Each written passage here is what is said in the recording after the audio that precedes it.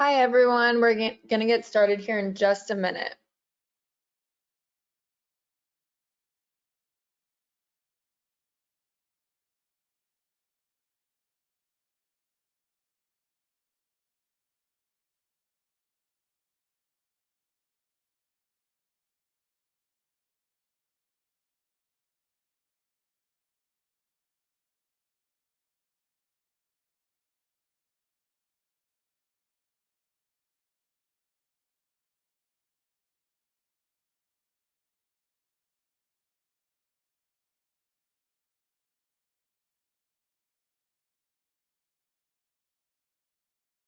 Okay, so hey everyone, welcome to the Money Talk for Teens webinar.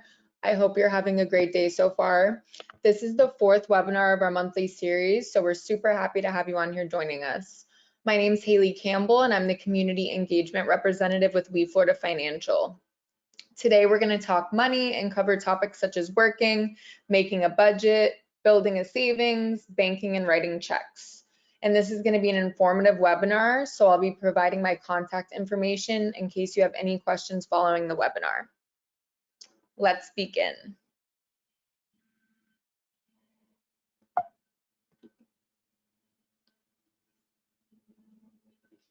So today's agenda will cover the following topics. Welcome to your credit union. We bank, we work, we budget, we save, we learn about checks and taxes, we understand student loans, and then we have fun financial tips. We care about your financial literacy and how to join Florida Financial.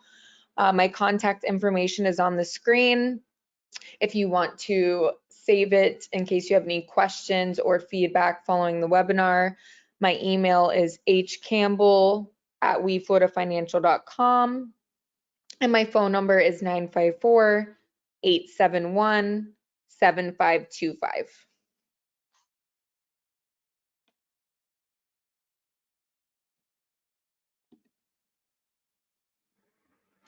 So this whole presentation has memes.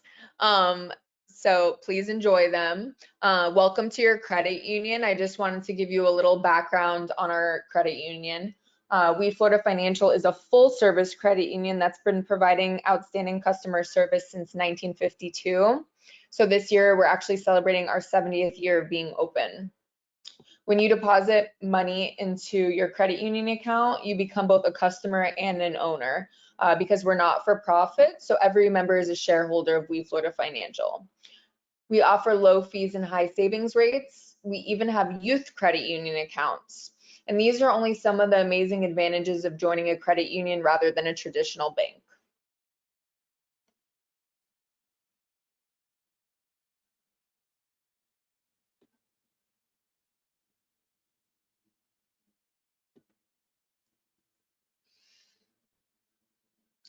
So we bank.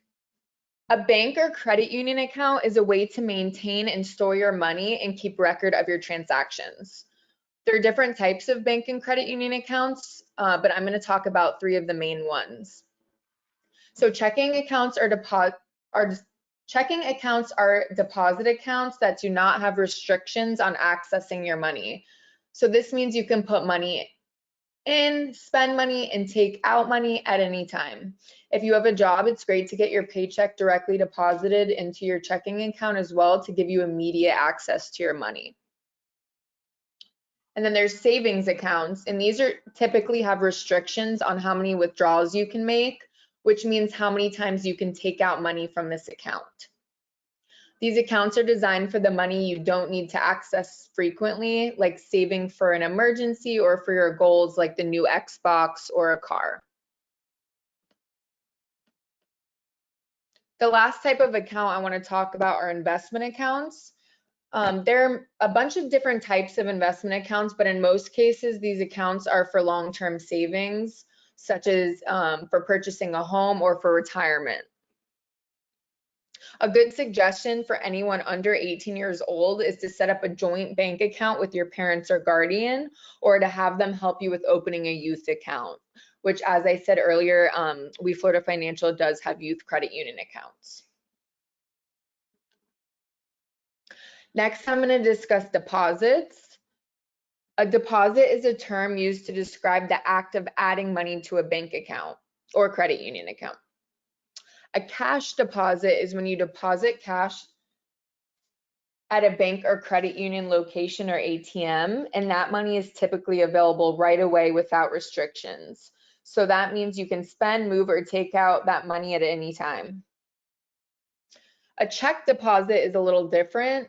When you deposit a check, your bank or credit union has to request the money from another financial institution. So in most cases, it may say that the check is pending, meaning it's not available to spend or take out for a few business days.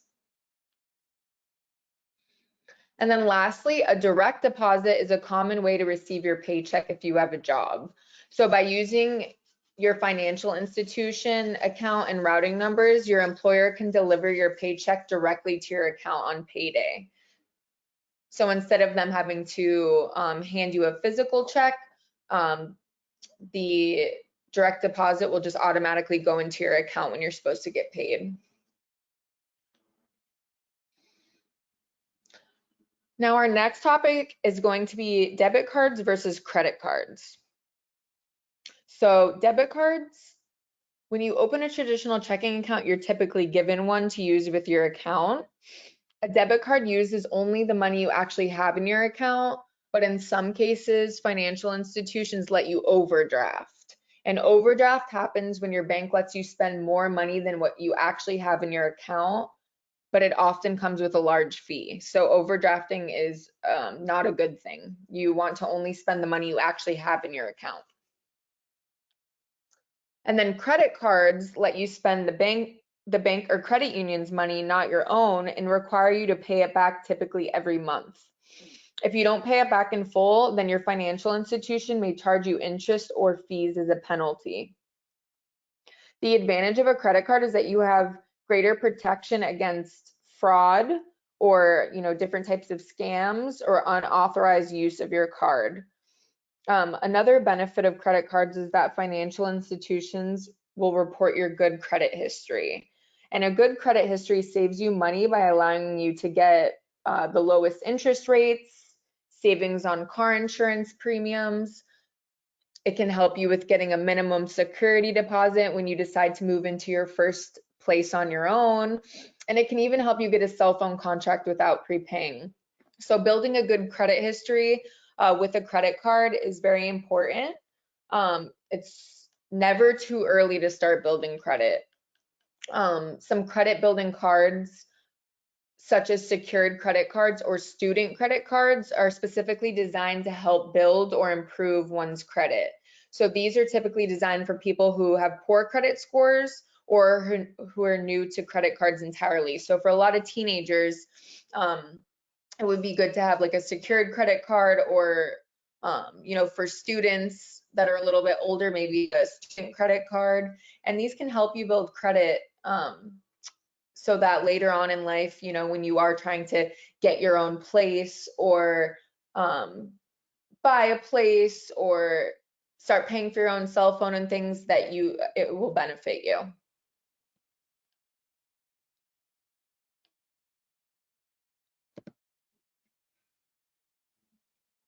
We work.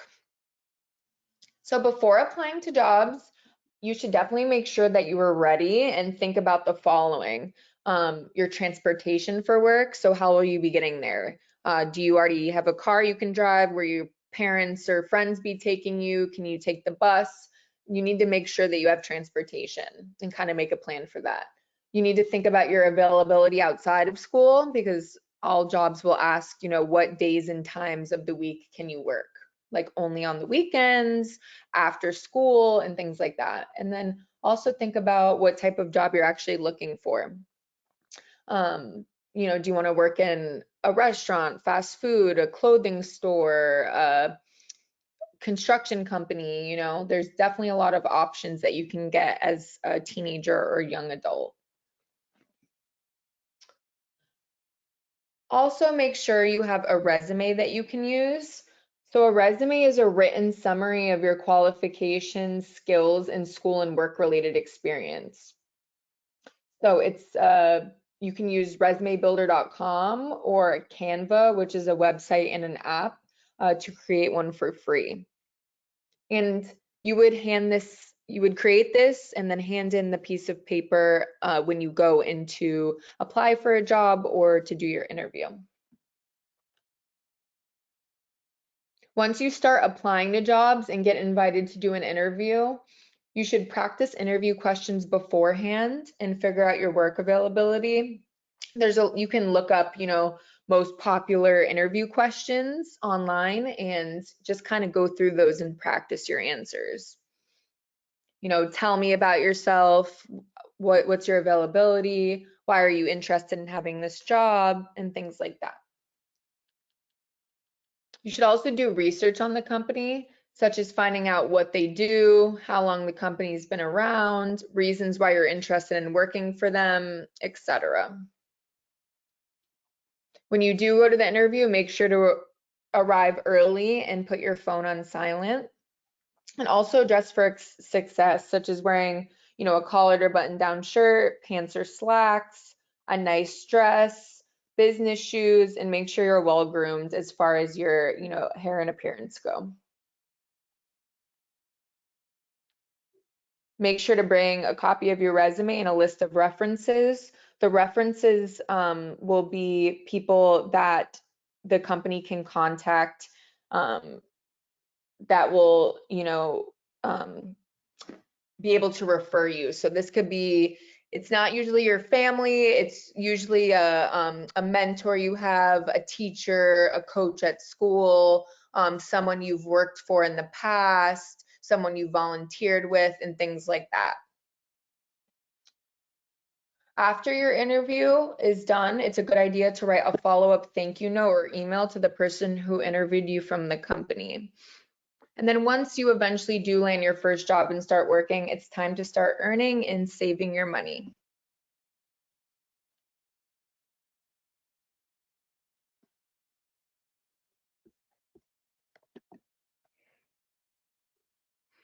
We budget.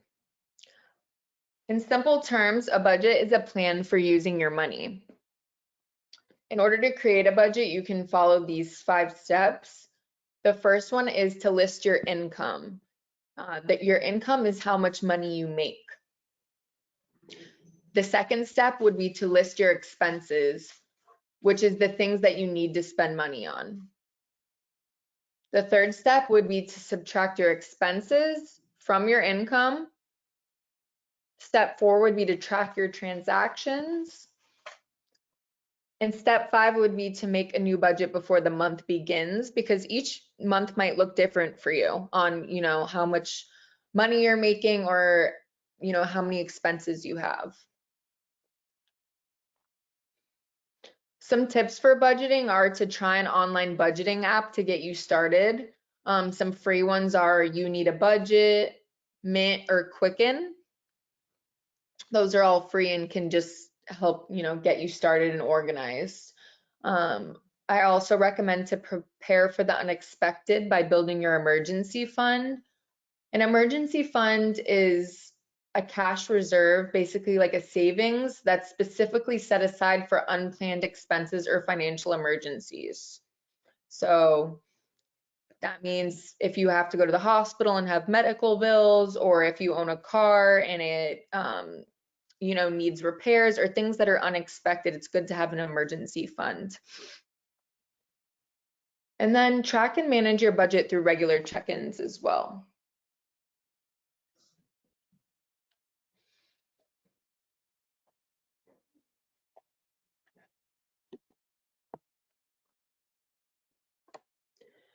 We save.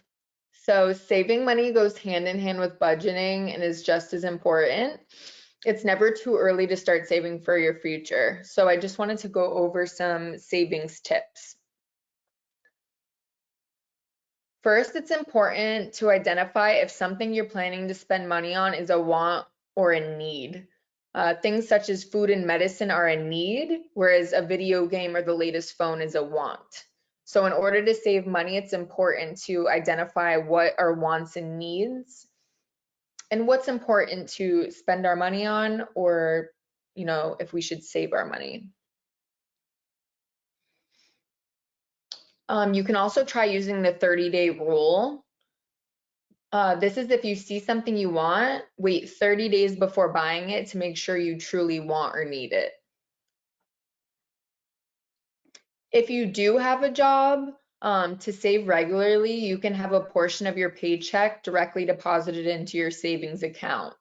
So you can choose how much money you want put right into your savings so that you're automatically saving money every time you get paid.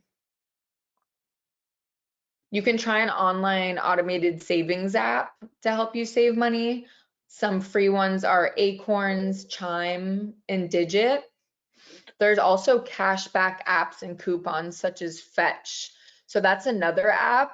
I really like this app. You basically just upload your receipts for points, which can lead to rewards and gift cards. So if you get something from the gas station or Publix, or you buy movie tickets or whatever it is, you keep your receipt, you take a picture of it on the Fetch app and upload it for the points. And then once you have enough points, you can cash them out for rewards and gift cards.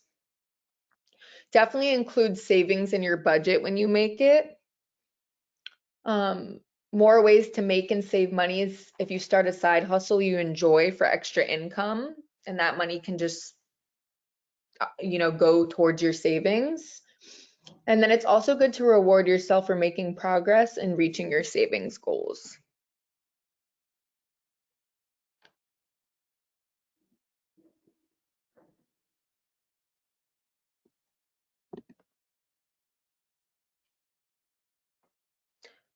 We learn about checks and taxes.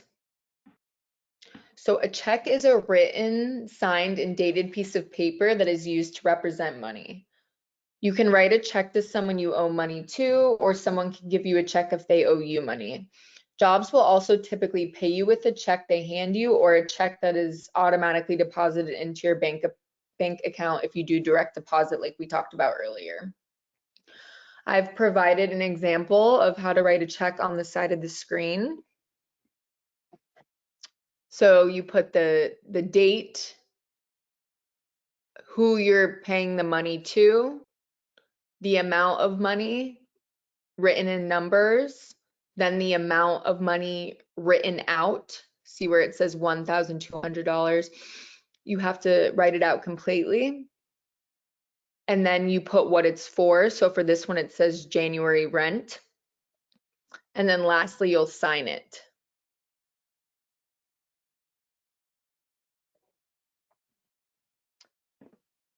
Now on to taxes. Taxes are ways that the government can collect money from its citizens to pay for things that the people need, like school and roads. So whether you realize it or not, taxes are a part of everyday life. From the sales tax you pay when shopping or eating out with your friends or family, to the income tax that's deducted from each of your paychecks if you do have a job. State taxes help make improvements to things like schools, parks, and public transit, where federal tax dollars are put towards things like healthcare, the military, and your Social Security, which is money to help cover your retirement costs.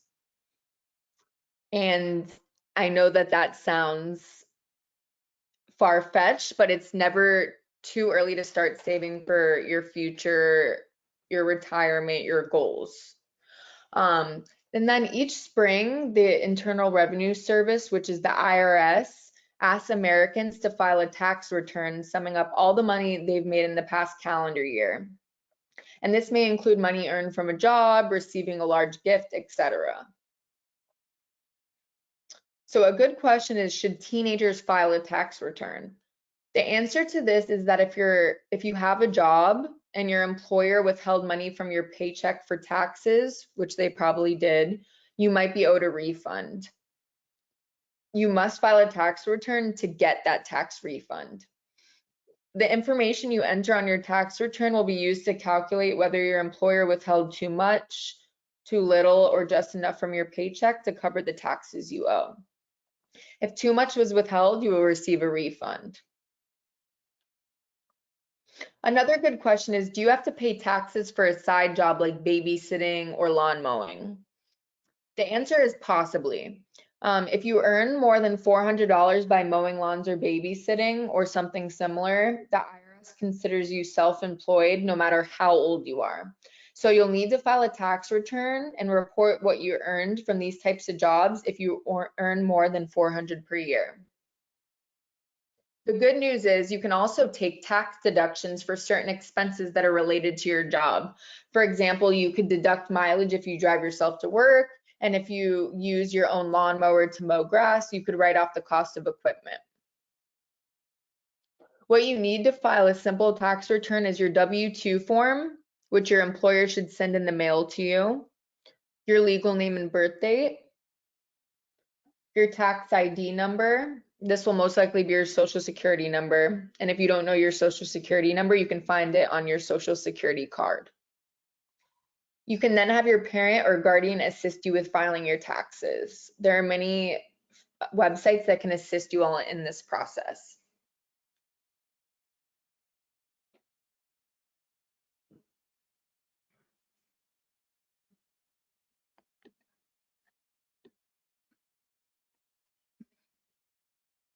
We understand loans. A loan is when you receive money from a friend, bank, or credit union in exchange for future repayment of the principal amount plus interest. Interest is what it costs to borrow money for a certain amount of time. So if you borrow money from the bank, then you pay the bank interest. If the bank borrows money from you, then you pay interest. The interest rate is the amount charged for borrowing money. A student loan is a specific type of loan where you borrow money from the federal government or a private lender to help pay for college costs like tuition, supplies, books, living expenses, and things like that. Student loans must be repaid with interest, and you can make payments while you're still in school or upon graduating.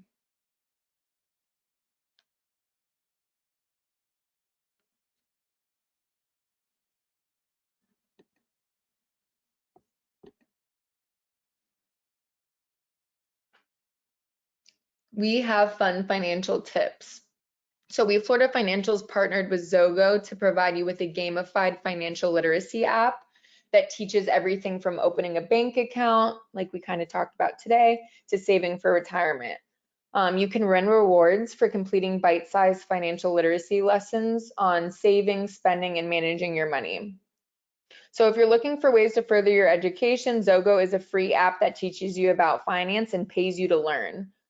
You can download Zogo in the App Store on your phone and use code WeFlorida to sign up. And then you can get started doing the activities and quizzes and then cash the points out for gift cards and other things.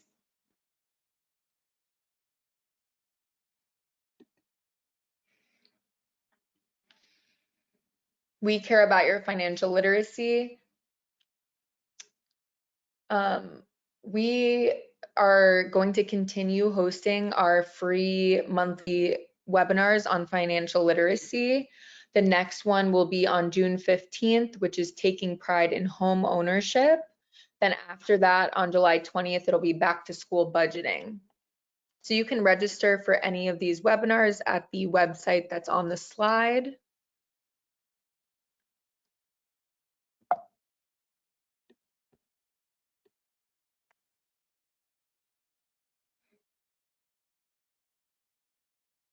How to join We. So how much does it cost to join? There is no fee. You simply opening a savings account with a minimum $5 deposit, and this represents your share of credit union ownership. As long as your $5 stays on deposit, you're eligible to benefit from all of our credit union services, including applying for loans, mortgages, and more. You have to live or work in one of our 46 Florida counties, including Broward, Miami-Dade, and West Palm Beach. You can be a family member of an existing member, and you can apply online at wefloridafinancial.com or at any of our branch locations. If you're under 18, you will have to do this with a parent or guardian to do a joint account or set up a youth credit union account.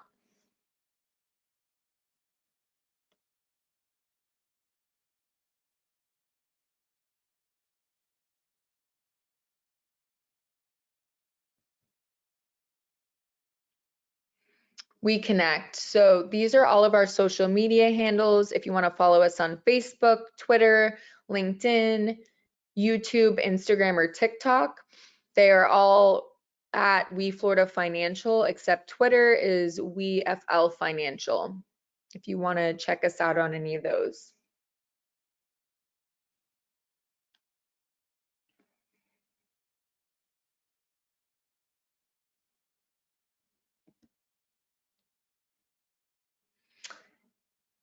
And if you have any questions or feedback, you can definitely email me at hcampbell@wefloridafinancial.com. And if you want a free $25 on us and you sign up to be a member, you can use the promotional code community25 when it asks how you heard about us, and then you'll get the free $25 after 90 days of being a member with us. So you can write this down, let your parents or guardian know, and you can use this code to sign up to become a member with them and get the $25.